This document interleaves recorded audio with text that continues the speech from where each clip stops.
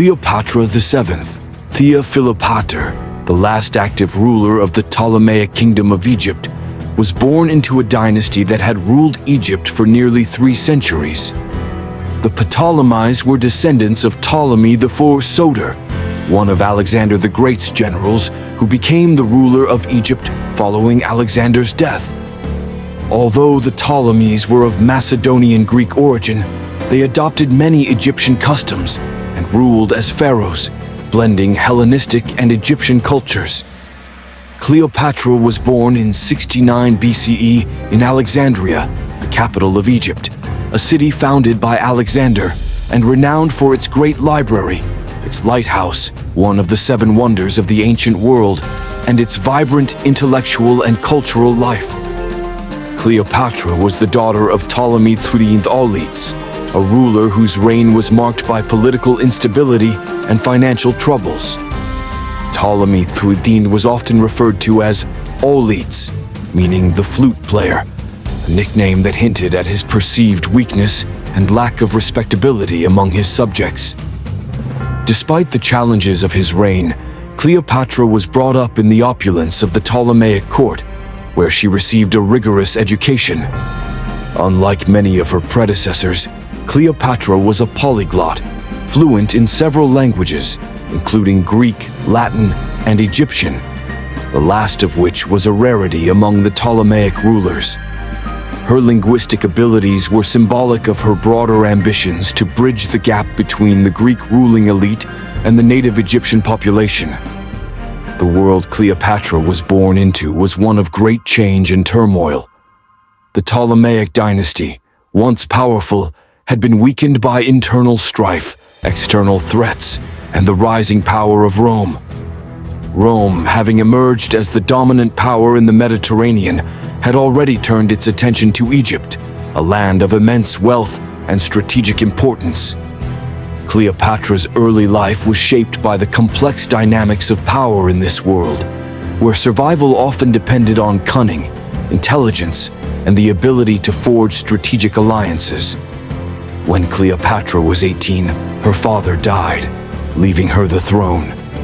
However, according to Ptolemaic tradition, she was required to marry her younger brother, Ptolemy III, and co-rule with him.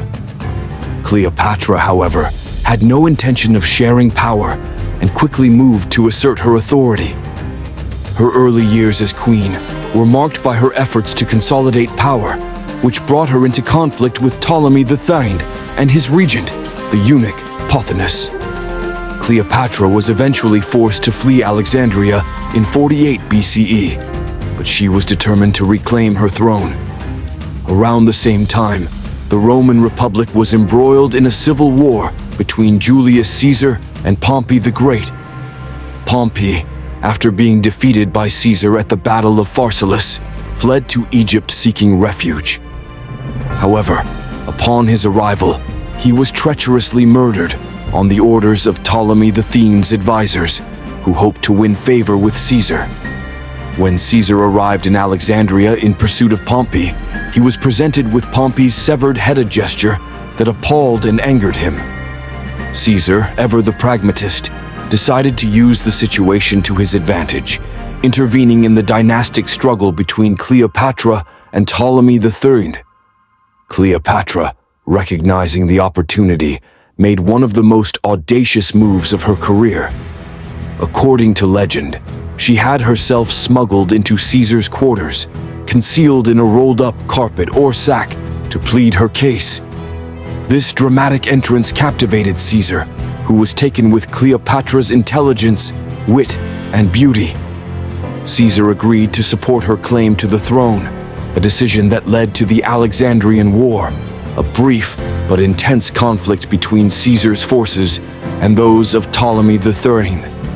The war culminated in the death of Ptolemy III, who drowned in the Nile while attempting to flee. Cleopatra was restored to power, now as the undisputed ruler of Egypt. Cleopatra and Caesar's relationship quickly deepened. Cleopatra, who was always acutely aware of the political landscape, saw in Caesar both a protector and a potential means of securing Egypt's future. Their affair resulted in the birth of a son, Ptolemy XV, who was known as Caesarion, or Little Caesar. Cleopatra, recognizing the significance of Caesarion's lineage, hoped to position him as a future ruler of both Egypt and Rome. In 46 BCE, Cleopatra traveled to Rome with Caesarion to visit Caesar, where she stayed in his villa and mingled with the Roman elite. However, Cleopatra's presence in Rome was controversial. To many Romans, she represented the dangers of foreign influence and the perceived moral corruption that came with it. Caesar's decision to place a statue of Cleopatra in the Temple of Venus Genetrix, thereby associating her with Roman divinity, was met with outrage. Despite the controversies, Cleopatra's time in Rome was a period of great cultural exchange, and she used the opportunity to solidify Egypt's ties with the Roman Republic. But Cleopatra's fortunes took a dramatic turn in 44 BCE when Caesar was assassinated on the Ides of March by a group of senators who feared his growing power and potential aspirations for kingship. Caesar's death plunged Rome into chaos, with his assassins, led by Brutus and Cassius, clashing with his loyalists, including Mark Antony and Octavian, Caesar's adopted heir. Cleopatra, sensing the danger, returned to Egypt, where she secured her son's position as co-ruler by having her younger brother, Ptolemy XIII, poisoned. Now, with Caesarion as her co-regent, Cleopatra turned her attention to navigating the dangerous political waters that followed Caesar's death. The power struggle in Rome eventually led to the formation of the Second Triumvirate, a political alliance between Mark Antony, Octavian, and Lepidus. This alliance was tasked with defeating Caesar's assassins and restoring order to the Republic. In 42 BCE, after the triumvirs defeated the forces of Brutus and Cassius at the Battle of Philippi, Mark Antony was given control over the eastern provinces of the Roman Empire, including Egypt. Mark Antony, a charismatic and ambitious leader, was also known for his indulgent lifestyle and personal charm. When Antony summoned Cleopatra to Tarsus in 41 BCE to answer charges of aiding Caesar's enemies, she responded in a manner befitting her reputation for dramatic flair. Cleopatra sailed to Tarsus on a magnificent barge adorned with purple sails and gilded decorations. She herself was dressed as Aphrodite, the Greek goddess of love, reclining under a canopy of gold. This grand entrance was a calculated move, designed to captivate Antony and remind him of the wealth and power she commanded. Antony, much like Caesar before him, was entranced by Cleopatra. Their meeting at Tarsus marked the beginning of a passionate and politically significant relationship. Cleopatra and Antony became lovers, and their alliance was one of mutual benefit. Antony needed Egypt's wealth to fund his campaigns and maintain his army, while Cleopatra sought to secure her kingdom's independence and expand her influence in the region. In the winter of 41 to 40 BCE, Antony and Cleopatra spent several months together in Alexandria, a period that was marked by lavish celebrations, banquets, and revelry. The relationship produced twins, Alexander Helios and Cleopatra Selene, further cementing their bond. However, Antony's affair with Cleopatra was seen as a betrayal in Rome, where he was still married to Octavia, the sister of his fellow triumvir, Octavian. Antony's continued involvement with Cleopatra and his increasing neglect of Roman affairs led to a rift between him and Octavian. In 37 BCE, Antony returned to the east, where he married Cleopatra according to Egyptian rites, a move that was highly controversial and illegal under Roman law. The marriage and Antony's subsequent will, in which he allegedly bequeathed Roman territories to Cleopatra and their children, fueled Octavian's propaganda campaign against him. Octavian, ever the shrewd politician, used Antony's relationship with Cleopatra to paint him as a man corrupted by Eastern luxury and under the spell of a foreign queen. Octavian declared war, not on Antony directly, but on Cleopatra, casting the conflict as a defense of Roman values against Eastern decadence. The conflict between Octavian and Antony, which had been simmering for years, finally came to a head in 31 BCE at the Battle of Actium. The Battle of Actium was a decisive naval engagement that took place off the coast of Greece. Antony and Cleopatra's combined fleet faced off against Octavian's forces, commanded by his brilliant general, Agrippa. Despite their best efforts, Antony and Cleopatra were outmaneuvered and decisively defeated. Following the battle, they fled to Alexandria, where they prepared for a final stand. In the summer of 30th BCE, Octavian's forces advanced on Alexandria. Antony, demoralized and defeated, received false news that Cleopatra had taken her own life. In despair, he attempted to take his own life by falling on his sword. Mortally wounded, Antony was brought to Cleopatra, who was still alive. According to some accounts, Antony died in her arms, a tragic end to their storied relationship. Cleopatra, now left to face Octavian alone, attempted to negotiate with him. She reportedly tried to charm him, as she had done with Caesar and Antony, but Octavian was not swayed. He intended to take her back to Rome as a captive, to be paraded in his triumph as a symbol of his victory over Egypt. Cleopatra, however, was determined not to suffer such humiliation. The circumstances of Cleopatra's death have been the subject of much speculation and legend.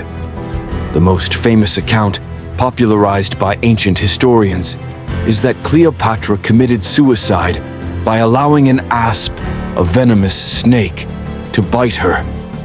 This method of death was rich in symbolism, as the asp was associated with the Egyptian goddess Isis, with whom Cleopatra was often identified. Other accounts suggest that she may have used a poison, perhaps concealed in a hairpin, to end her life. Regardless of the method, Cleopatra's death on August 12th, 33rd BCE marked the end of the Ptolemaic dynasty and the end of an era for Egypt. With Cleopatra's death, Egypt was annexed by Rome, becoming a province of the burgeoning Roman Empire. Octavian, who would soon be known as Augustus, the first Roman emperor, sought to erase Cleopatra's legacy, portraying her as a seductive and dangerous foreign queen who had threatened the stability of Rome. Cleopatra's children by Antony were captured and taken to Rome, where they were paraded in Octavian's triumph. Caesarion, her son by Julius Caesar, was captured and executed on Octavian's orders, eliminating any potential rival claims to the throne. Despite Octavian's efforts to tarnish her memory, Cleopatra's legacy endured. In the centuries that followed, she was immortalized in countless works of art, literature, and drama. She became a symbol of both female power and the dangers of unchecked ambition. Shakespeare's play Antony and Cleopatra and Plutarch's writings further cemented her place in history as a tragic heroine, a woman of extraordinary intellect, charm, and determination, whose life and death were intertwined with the fate of empires. Cleopatra's life was marked by her relentless pursuit of power and her ability to navigate the complex and often treacherous political landscape of her time. She was a ruler who sought to protect her kingdom and her dynasty in the face of overwhelming odds.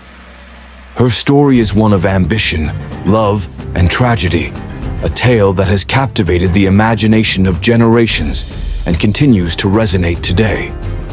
Cleopatra was not just a figure of romance and intrigue. She was a leader who understood the intricacies of power and the importance of diplomacy. Her relationships with Julius Caesar and Mark Antony were not merely affairs of the heart. They were strategic alliances that she used to secure her position and protect her people. Cleopatra was a woman who defied the expectations of her time, a queen who wielded power in a male-dominated world, and a figure whose legacy has transcended the centuries. In the end, Cleopatra's life was a reflection of the world in which she lived, a world of shifting alliances, brutal power struggles, and the rise and fall of empires. She was the last pharaoh of Egypt, a kingdom that had once been one of the greatest civilizations on earth, and her death marked the end of an era.